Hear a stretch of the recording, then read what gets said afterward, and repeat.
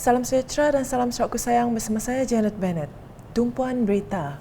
Perdana Menteri Datuk Seri Anwar Ibrahim selamat berlepas pulang ke Kuala Lumpur pada petang Jumaat selepas menamatkan lawatan kerja rasmi selama 2 hari di Sarawak. Sebelum lepas pulang, beliau telah mengadakan kunjungan hormat ke atas Tuan Yang Terutama TYT Yang di-Pertuan Negeri Sarawak Tun Pehin Sri Abdul Taib Mahmud di Demak Jaya, Bako. Kepulangan beliau dengan menggunakan pesawat khas diiringi oleh Premier Sarawak Datuk Patinggi Tan Sri Dr. Abang Abdul Rahman Zahari, Tun Datuk Abang Openg, Timbalan Perdana Menteri Datuk Sri Fadilah Yusof dan ketiga-tiga Timbalan Premier Sarawak Datuk Amar Douglas Ugat Mbas, Datuk Amar Wang Tengah Ali Hassan dan Datuk Sri Profesor Dr. Sim Kui Hien.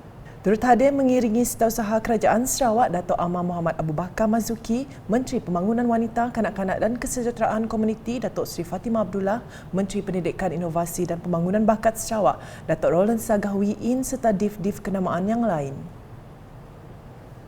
Berita seterusnya, Sarawak bersedia menjadi tuan rumah untuk Sukan Malaysia Sukma 2024 jika negeri lain tidak sanggup menjadi tuan rumah selepas pandemik COVID-19. Menteri Belia Sukan dan Pembangunan Usahawan Sarawak Datuk Seri Abdul Karim Rahman Hamzah berkata, Sarawak memang bersedia untuk menjadi tuan rumah dengan adanya pelbagai fasiliti sukan lengkap. Sarawak mungkin akan menjadi host untuk Sukan Sukma untuk tahun 2024 kerana negeri yang telah diberi amanah untuk mengadakan sukan tersebut telah menolak untuk mengadakan. Jadi there is no other state that is willing to take it up at this moment of time. I can say that we are most willing to handle it if given the opportunity. Sarawak kita memang bersedia kerana kita ada semua kemudahan tu kecuali velodrome. Kalau 2026 saya insyaAllah velodrome kita sudah siap ada kerana itu adalah satu daripada fasiliti sukan yang dalam perancangan untuk dibina. Beliau berkata demikian dalam sidang media selepas majlis malam apresiasi kementeriannya di sini pada Jumaat. Dalam perkembangan lain, Datuk Seri Abdul Karim yang juga Menteri Pelancongan Industri Kreatif dan Seni Persembahan Sarawak memberitahu Dewan-Dewan Suara di Sarawak perlu menjalani kerja-kerja menaik taraf. Ini kerana katanya Dewan Suara merupakan tempat tumpuan masyarakat tempatan untuk melaksanakan pelbagai aktiviti. Selanjutnya, Pengawal Selia Industri Elektrik dan Gas Asli Singapura Energy Market Authority EMA berhasrat membeli sebahagian kuasa hidroelektrik menerusi kabel bawah laut negeri ini yang menghubungkan Sarawak dan Singapura.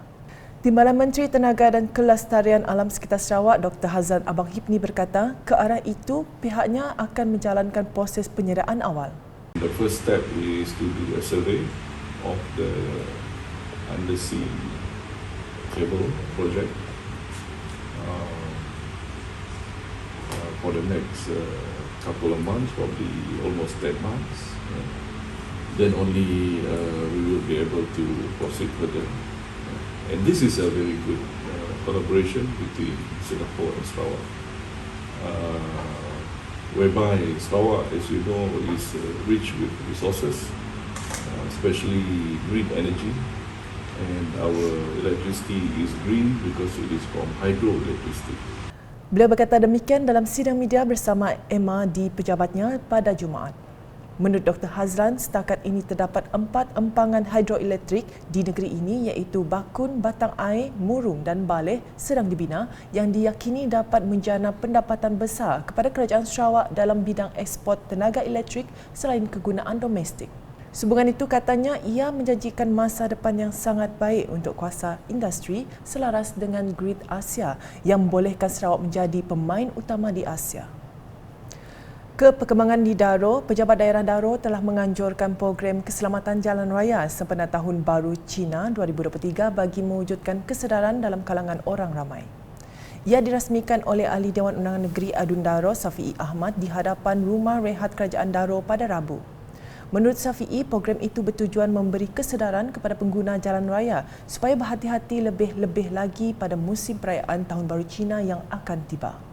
Beliau juga menasihati pengguna jalan raya supaya mengatur jadual perjalanan dengan betul supaya tidak terlalu tergesa-gesa dan perjalanan selamat sampai ke destinasi. Safi'i sambil diiringi timbalan residen bahagian muka, pegawai daerah Daro, ketua-ketua jabatan dan ketua-ketua masyarakat dan ketua-ketua kaum KMKK kemudiannya mengagihkan goodies bag dan risalah tips keselamatan jalan raya kepada pengguna jalan raya di Jalan Sentral Daro. Pada Khamis, Safi'i mempengerusikan mesyuarat jawatankuasa pembinaan Masjid Kampung Penasu di Dewan Masyarakat Kampung Penasu. Antara agenda mesyuarat adalah pembentangan kemajuan projek bina Masjid Kampung Penasu Daro oleh pihak kontraktor. Difahamkan pembinaan masjid itu sedang giat dilaksanakan sejak Julai tahun 2022 dan kini telah siap 50%. Selesai bermesyuarat, Safi'i bersama ahli-ahli mesyuarat turun melawat ke tapak pembinaan projek bagi meninjau kemajuan sebenar projek di lapangan. Manakala di Bintulu, isu nahas jalan raya di negara ini bukanlah perkara yang baru, terutamanya melibatkan musim perayaan, menurut Adun Tanjung Batu, Johnny Pang Leong Ming. Menyedari hakikat ini, katanya Kementerian Pengangkutan Malaysia komited melancarkan kempen keselamatan jalan raya dan ops bersepadu bersempena Tahun Baru Cina 2023. Katanya dengan mengekalkan tema iaitu Pandu Cermat Sampai Selamat, pelaksanaan program kempen keselamatan ini bertujuan untuk memberi kesedaran kepada para pengguna jalan raya tentang keselamatan jalan raya sempena musim perayaan di samping membudayakan pemanduan berhemah di kalangan pemandu. Jelasnya lagi, kawasan Black Spot atau kawasan yang dikenal pasti kerap berlaku kemalangan bagi daerah Bintulu adalah seperti Batu 5 sehingga Batu 13, Jalan Bintulu Miri, Batu 17 sehingga Batu 23, Jalan Bintulu Miri dan Jalan Bintulu Tanjung Kidurong. Beliau berkata demikian semasa berucap menyempurnakan Majlis Kempen Keselamatan Jalan Raya bersama JPJ sempena perayaan Tahun Baru Cina di stesen Petronas Tun Hussein On pada Khamis. Jelasnya lagi, ia bertujuan mencapai sasaran pengurangan jumlah kematian dan kecederaan akibat kemalangan jalan raya sekurang-kurangnya 50% menjelang tahun 2030. Sekian edisi tengah hari bersama saya Janet Bennett. Berita lebih lanjut boleh didapati di semua platform media sosial UKAS termasuk podcast.sarawak.gov.my dan UKAS channel di YouTube. #Meja Berfakta, salam UKAS.